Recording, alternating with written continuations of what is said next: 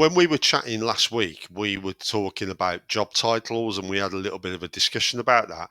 And I know you wanted to bring that into the session today. Just expand on that in terms of you were saying it's so important that the right job titles are used when we're dealing with these situations.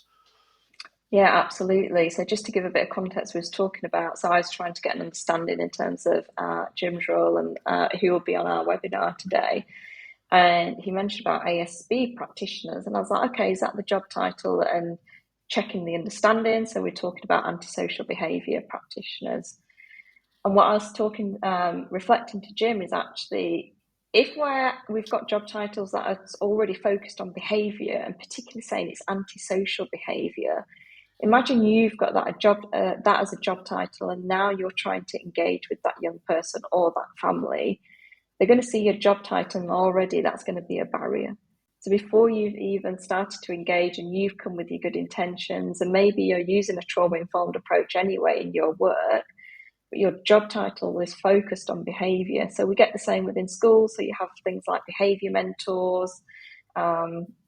It doesn't help in any way because it's showing that you're just interested in the behaviour and stopping the behaviour, whereas actually what you're interested in is focusing on supporting the child and that young person.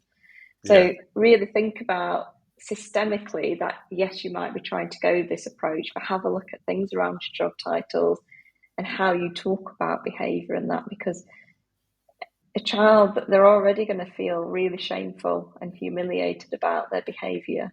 They themselves know it's not okay, and they'll feel a lot of guilt. And then we're coming in with job titles like that. We're just adding onto that guilt, shame, and humiliation. Yeah, I mean, even if it's, because as I'm sure a lot of people on the call today will know, it's not that easy to change the job titles, because we're not just dealing with young people. But I've seen this, and the example I would give is sometimes I will say when we're dealing, say, with mediation, when you're, say, dealing with, say, neighbours that are in conflict, if you use the terminology mediation, immediately the red flag goes up because it's like, oh, I'm not going to talk to them. I'm not going to enter into mediation. And I think what I try and teach practitioners when they're training, I'm doing training with them, is just use a different type of terminology around how to explain it. So again, even though you may be an ASB officer or some kind of enforcement officer, it might just be you just carefully choose your words in terms of what you're there to do and what you and making it really clear, I suppose, that you're there to support as well as not just enforce. Well, I'd challenge you a little bit on that, Jim, because our job title also sets us up for what we're doing as a Yeah. practitioner.